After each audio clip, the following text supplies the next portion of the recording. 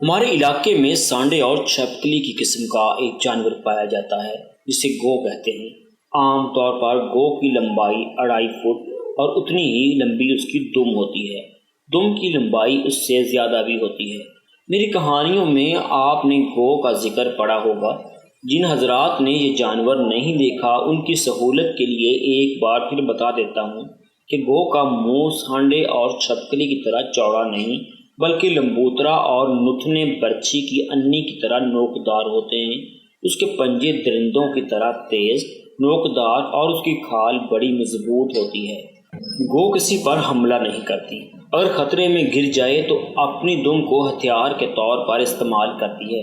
اس کی دم باریک ہوتے ہوتے آخر میں جا کر بہت ہی باریک ہو جاتی ہے۔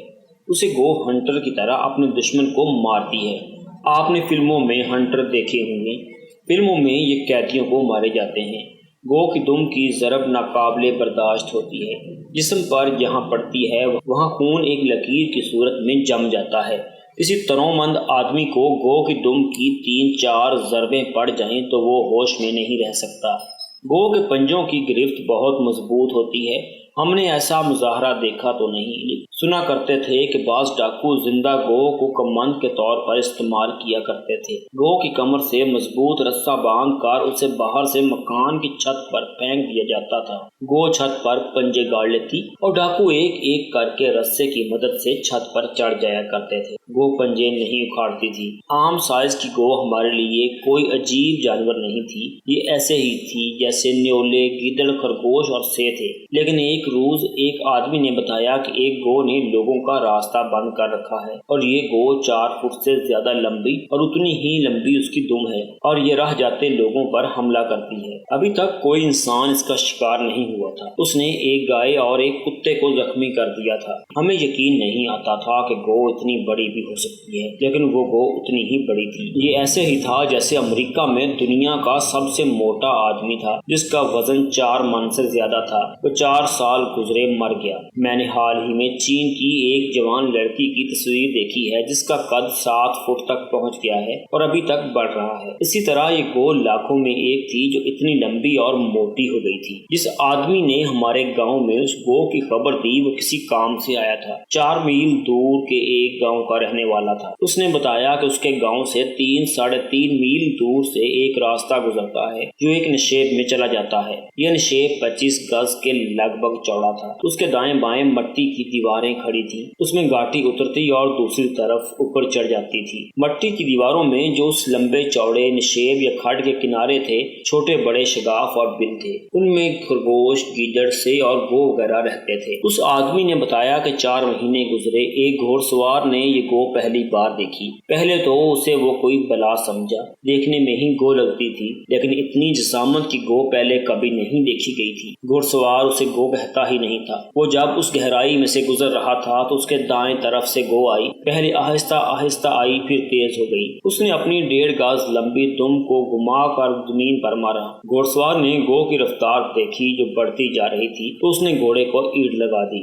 گو گھوڑے کے پیچھے دوڑ پڑی۔ سوار نے گھاٹی چڑھنے کی بجائے گھوڑے کو نشیب کے اندر ہی گھمانا شروع کر دیا۔ اس کے ہاتھ میں چمڑے کا ایک ہنٹر تھا جو اس زمانے میں سوار اپنے ہاتھ میں رکھتے تھے۔ یہ ہنٹر گو کا کچھ بھی نہیں بگاڑ سکتا تھا۔ وہ گو کا رویہ دیکھ رہا تھا کہ یہ گھوڑے سے ڈرتی ہے یا حملہ کرنا چاہتی ہے۔ سوار تجربہ کار تھا۔ اس نے دیکھا کہ گو گھوڑے کے قریب پہنچ گئی ہے تو اس نے گھوڑا فوراً ایک طرف موڑ لیا۔ گو آگے نکل گئی لیکن ذرا ہی آگے جا کر مڑ آئی۔ گھوڑ سوار نے گھوڑے کو اس کی طرف اس ارادے سے موڑا کہ گو کو گھوڑے کے قدموں سے کچل دے گا، لیکن گھوڑا اس کے قریب گیا تو گو نے اس کے راستے سے ہٹ کر اپنی دم گھما کر گھوڑے کی ٹانگوں پر ماری۔ ایک زناٹا اور شراب کی آواز سنائی دی۔ گھوڑا درد سے بڑی زور سے نہنایا اور منہ زور ہو کر کھائی کی طرف دوڑ پڑا۔ اوپر آ کر بھی وہ منہ زور اور بے لگام دوڑتا رہا۔ سوار نے بہت دور جا کر اسے قابو میں کیا۔ اس جگہ سے لوگ گزرتے تھے۔ ایک روز ایک مرد اور ایک عورت یہاں سے گزرے۔ ان کے ساتھ ایک گائے تھی۔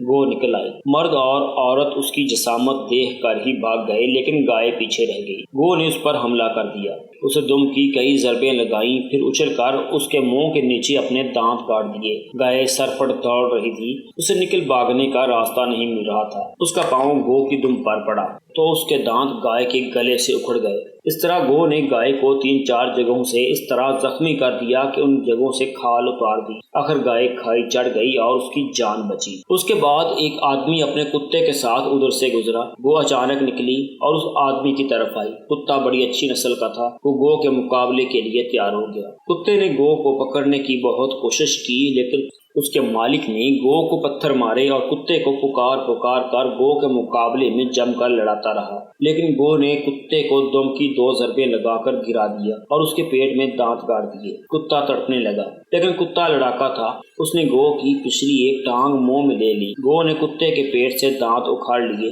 آخر کتا بھاگ اٹھا اور گھاٹی چڑھ گیا۔ کتے کا مالک دوسری طرف بھاگ نکلا۔ کتا بری طرح زخمی ہوا تھا۔ اس کے بعد ادھر سے گزرنے والے چند اور لوگوں پر گو نے حملے کیے، لیکن وہ سب بچ نکلے۔ گو کو اپنی طرف آتا دیکھ کر بھاگ گئے۔ اس گہری جگہ کے قریب جو گاؤں تھے، وہاں کے لوگ یوں کرنے لگے کہ کسی اجنبی مسافر کو اس راستے پر جاتا دیکھتے تو اسے خبردار کر دیتے کہ اوپر جائے، نشیب میں سے نہ گزرے۔ بعض لوگوں نے اوپر سے گزرتے ہوئے گو کو اس لمبے چوڑے کھڈ میں گھومتے پھرتے دیکھا۔ اس آدمی نے بتایا کہ ایک آدمی اپنے 2 شکاری کتے لے کر گیا تھا، لیکن ایک کتے کو گو سے مروا کر واپس چلا گیا۔ گو نے اس کتے کی شہ رگ منہ میں لے لی اور دوسرے کتے کو اس نے دم کے زناٹوں سے اپنے قریب نہ آنے دیا۔ کتوں کا مالک اپنے ایک کتے کو مرتے ہوئے دیکھتا رہا۔ دوسرا کتا اپنے مالک کی ٹانگوں میں جا چھپا۔ مالک اور کتا وہاں سے کھسک آئے۔ مالک نے اوپر آ کر دیکھا کہ گو مرے ہوئے کتے کے ارد گرد گھومتی اور اسے سونگتی رہی، پھر نشیب کے بلند کنارے میں جا کر غائب ہو گئی۔ فوراً ہی پھر آ گئی اور اس کے پیچھے اس کے 2 بچے بھی آ گئے۔ وہ بہت چھوٹے تھے۔ وہ دوڑتے ہوئے مرے ہوئے کتے پر چڑھ گئے اور اس کے ساتھ کھیلنے لگے۔ گو کے بچوں کو دیکھ کر پتا چلا کہ یہ اپنے بچوں کی وجہ سے ہر کسی پر حملہ کرتی ہے۔ کتیا کتنی ہی کمزور کیوں نہ ہو، جب بچے جنتی ہے تو خون خوار ہو جاتی ہے۔ قریب سے کوئی درندہ گزرے تو اس پر بھی حملہ کر دیتی ہے۔ یہ گو بھی اپنے بچوں کی حفاظت کے لیے خون خوار ہو گئی تھی۔ میرا خیال تھا کہ اس وجہ کے علاوہ اس گو کے خون خوار ہونے کی وجہ اس کی جسامت بھی تھی۔ یہ غیر قدرتی طور پر اتنی بڑی ہو گئی تھی۔ ہمیں یہ تفتیش تو نہیں کرنی تھی کہ یہ گو اتنی بڑی کیوں اور کیسے ہو سکتی ہے۔ ہمیں ریسرچ نہیں کرنی تھی، اس گو کو مارنا تھا، اور مارنا اس لیے نہیں تھا کہ یہ لوگوں پر حملہ کرتی ہے، بلکہ ہمیں لہو گرم رکھنے کا ایک بہانہ مل گیا تھا، ورنہ اس گو کے ساتھ ہماری کوئی خاندانی عداوت نہیں تھی۔ اس گو کو کتوں سے مروانا تھا اور اپنے آپ کو اپنی ماؤں سے بچانا تھا۔ میں اور میرے 2 دوست جن کی شادیاں ہو چکی تھیں، گو کی نسبت اپنی ساسوں اور ماؤں سے زیادہ ڈرتے تھے۔ جب یہ آدمی ہمیں اس گو کی وارداتیں سنا رہا تھا تو ہمارے ایک بزرگ نے ہمیں کہا، ارے لڑکو، یہ تمہارا کام ہے، یہ گو 1-2 کتوں سے مرنے والی نہیں، سارے کتے لے جاؤ اور کلہاڑیاں بھی ساتھ رکھنا، ماؤں کو پتہ نہ چلنے دینا۔ میرے تایا بولے، چپکے سے نکل جانا، کہنا اگلی کسی تک چلے ہیں۔ اگلی ہی صبح ہم اگلی کسی کی طرف چل پڑے۔ ہمارے ساتھ 9 کتے، 12 لڑکے، 7 کلہاڑیاں اور 5 لاٹھیاں تھیں، جن کے اگلے سروں میں سیسا بھرا ہوا تھا۔ اس لاٹھی کی ایک ہی ضرب قوی ہیکل آدمی کو گرا دیتی تھی۔ میں نے جب بوقت رخصت اپنی ماں کے ماتھے پر گھور دیکھ کر کہا کہ ذرا اگلی کسی تک جا رہے ہیں، ذرا جلدی آ جائیں گے، تو ماں نے اپنے ہاتھ پر ہاتھ مار کر کہا، تو آ واپس، میں نے تجھے پچھلی کسی تک نہ پہنچا دیا تو میرا نام بدل دینا۔ میرے والد صاحب کھرلی کے قریب کھڑے مسکرا رہے تھے۔ یہ ان کی عادت تھی کہ مسکراتے ہوئے میری ماں پر نظر رکھتے تھے۔ وہ جب ان کی طرف دیکھتی تھی تو والد صاحب مداریوں کی طرح فوراً مسکراہٹ غائب اور چہرے پر سنجیدگی طاری کر لیا کرتے تھے، مگر اس روز انہوں نے میری ماں پر نظر نہ رکھی اور مسکراتے ہوئے عین موقع پر پکڑے گئے۔ نکال دانت، ماں نے میرے والد صاحب سے کہا، تو نکال لے دانت، تو حلالی ہوتا تو تیرا بیٹا بھی حلالیوں والے کام کرتا، اس کی شادی کسی کتیا کے ساتھ کر دیتی تو اچھا تھا، وہ اس کے کتورے جنتی۔ اوے سابو، والد صاحب نے غصے سے کہا، جا دفع ہو جا یہاں سے، اگر دیر سے آیا تو۔ والد صاحب کے غصے میں ملاوٹ، یہ سراسر جال سازی تھی، حالانکہ وہ مغز کھپا رہی ہو۔ میری دلہن نے کہا، یہ باز آنے والی نسل سے نہیں، اتنی باتیں اس کے کتے سے کہیں تو وہ غیرت میں آ کر اپنے ڈربے میں جا بیٹھتا۔ آج میں ڈربے میں بیٹھ گیا ہوں، اس ماں کو، اس باپ کو اور اس دلہن کو یادوں میں اور تصوروں میں زندہ رکھے ہوئے ہوں۔ ہماری شکاری پارٹی 3 اگلی کسیاں پار کر کے گو والے نشیب میں پہنچ گئی۔ ہم ذہنی طور پر تیار تھے کہ 1-2 کتے قربان کرنا پڑیں گے، اور 2-4 ساتھی زخمی بھی ہوں گے، لیکن ہمیں امید تھی کہ 9 کتے گو کو مار لیں گے۔ ہم نے شیر کے اوپر کھڑے تھے تو ساتھ والے گاؤں میں خبر پہنچ گئی۔ گاؤں کی آدھی سے زیادہ آبادی ہمارے پاس آ گئی۔ اس آبادی کے ساتھ ایک لڑکا بولی کتے اور 2 شکاری بل ٹیریر بھی لے آیا، اور ایک آدمی اپنی کتیا بھی ساتھ لے آیا۔ بڑی اچھی نسل کی خوبصورت کتیا تھی۔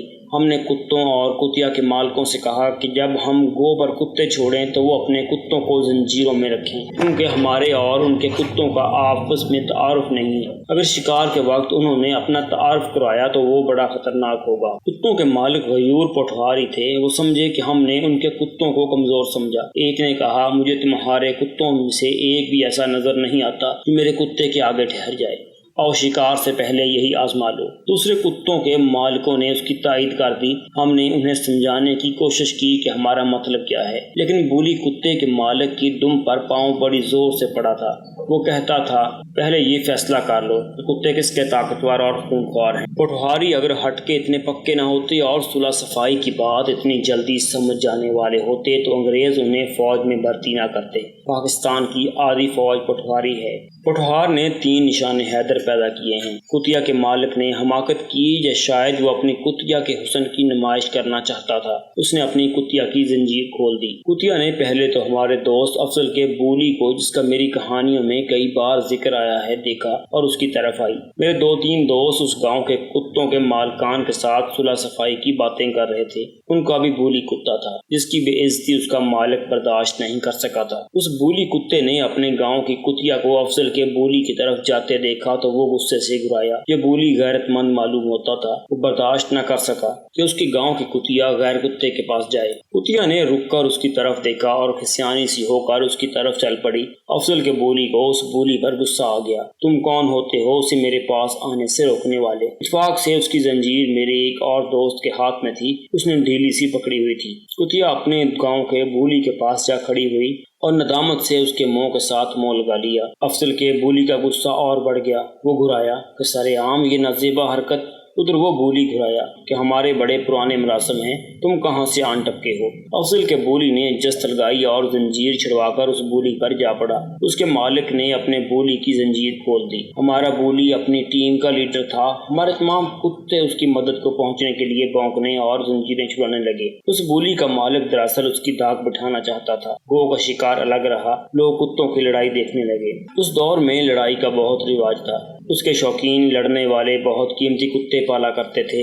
ہمارے بولی نے شاید جان لیا تھا کہ اس کے گاؤں کی اور ہماری عزت اور وقار کا سوال ہے۔ اس کا مقابلہ بالکل اپنے جیسے کتے کے ساتھ تھا۔ ظاہر ہوتا تھا کہ جیسے ہمارا بولی اس کتے سے ڈر رہا ہے۔ اس کے گاؤں والے اچھل اچھل کر ہمیں شرمسار کر رہے تھے۔ ہم جانتے تھے کہ ہمارا بولی کس داؤ پر ہے۔ یہ اس کا مخصوص اور مہلک داؤ تھا۔ یوں ہی اس نے موقع ملا، اس نے 1 سیکنڈ انتظار نہ کیا۔ اس کتے کے ایک پہلو کی طرف سے ہو کر اس نے اس بولی کی گردن اوپر سے اپنے منہ میں لے لی۔ یہ شیر اور چیتے کا داؤ ہوتا ہے۔ چھوٹا سا چیتا گھوڑے کی گردن اسی طرح پکڑتا ہے اور 2-3 جھٹکے دے کر گردن کو کندھوں سے ملانے والی ہڈی کا ایک جوڑ کھول دیتا ہے۔ گھوڑا ہو، بیل ہو، بھینسا ہو، گردن کی ہڈی ٹوٹنے سے گر پڑتا ہے اور چلنے کے قابل نہیں رہتا۔ ہمارے بولی نے یہ داؤ خود ہی سیکھ لیا تھا۔ یہی اس نے اس بولی پر چلایا اور اسے گرا لیا۔ وہ بولی اب تڑپ رہا تھا۔ وہ ہولناک چیخیں مار رہا تھا اور ہمارا بولی اسے جھنجھوڑ رہا تھا۔ اس کے مالک کو معلوم نہیں تھا کہ اس کا انجام کیا ہوگا۔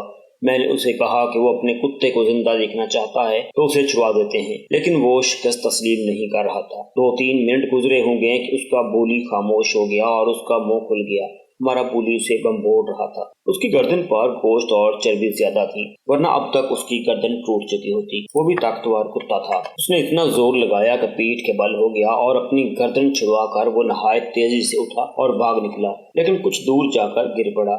وہ اٹھا مگر اس کا منہ زمین سے نہ اٹھا۔ وہ وہیں گھومنے لگا۔ اس کی گردن ٹوٹ گئی تھی اور اس کے مالک کی گردن جھک گئی۔ ہمارا بولی اس پر جا پڑا تھا۔ زنجیر اس کے پٹے میں تھی۔ افضل نے زنجیر پکڑ لی۔ 2 لڑکوں نے اس کی پچھلی ٹانگیں پکڑ لی، ورنہ وہ اس کتے کو جان سے مار ڈالتا۔ اس کتے کا مالک 3-4 آدمیوں کی مدد سے اپنے کتے کو اٹھا کر لے گیا۔ دوسرے دونوں کتوں کے مالکوں اور کتیا والے سے ہم نے کہا کہ وہ انہیں زنجیروں میں رکھیں۔ اب وہ ہماری بات سمجھ گئے تھے۔ ہم نے لوگوں سے گو کے متعلق پوچھا کہ کس وقت باہر آتی ہے۔ انہوں نے بتایا کہ ایسے ہوتا ہے یا کسی انسان یا جانور کے قدموں کی آہٹ سنتی ہے تو باہر آ جاتی ہے۔ اس نشیب سے اوپر کبھی نہیں آئی، وہ اس گہری جگہ کو اپنی بادشاہی بنائے ہوئے تھی۔ ان معلومات کے مطابق ہم اسے مارنے کی سکیم تیار کرنے لگے۔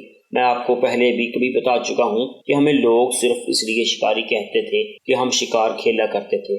حقیقت یہ تھی کہ ہم میں شکار کھیلنے والی عقل اور ذہانت نہیں تھی۔ ہمارے کتے شکار کو دیکھ کر اس کے پیچھے دوڑ پڑتے اور ہم کتوں کے پیچھے دوڑ پڑتے تھے۔ ان میں اور ہم میں فرق یہ تھا کہ وہ بھونکتے تھے اور ہم باتیں کرتے تھے۔ وہ شکار کو مار کر کھا لیتے تھے اور ہم دیکھا کرتے تھے۔ ہم شکار کے اصولوں اور طور طریقوں سے واقف نہیں تھے، لہٰذا ہماری سکیمیں اور ان پر عمل حالات کے مطابق ہوتا تھا۔ البتہ اس گو کو مارنے کی سکیم میں ہم نے سوچا کہ 9 کتے اور 12 لڑکے ایک ہی بار نیچے چلے گئے تو گو سامنے نہیں آئے گی، آخر گو میں تھوڑی بہت عقل تو ضرور ہوگی۔ ہم نے فیصلہ کیا صرف ایک لڑکا ایک کتے کو ساتھ لے کر نیچے جائے، باقی سب اوپر تیار رہیں۔ گو نکلے تو یہ لڑکا کتے کے ساتھ بھاگ اٹھے تاکہ گو اپنے بل سے دور آ جائے۔ ہم اس کی واپسی کا راستہ بند کرنے کی سوچ رہے تھے۔ ہمارا ایک ساتھی اپنے کتے کے ساتھ نیچے چلا گیا۔ گو کی جگہ بتائی گئی تھی وہ نشیب کے سامنے کنارے کے درمیان میں تھی۔ ہمارا ساتھی اس جگہ سے ذرا دور جا کر رک گیا۔ فائدہ یہ تھا کہ نشیب میں گھاس اور جھاڑیاں نہیں تھی، چند ایک درخت تھے۔ ہمارا ساتھی گو کے بل کے قریب چلا گیا۔ ہم سب اوپر دم بخود کھڑے تھے۔ تماشائیوں سے ہم نے کہا کہ سب بیٹھ جائیں ورنہ گو ڈر کر سامنے نہیں آئے۔ ہمارا ساتھی اور آگے گیا مگر گو سامنے نہ آئی۔ ہم میں سے کسی نے چلا کر کہا، دائیں دیکھ ہوئے۔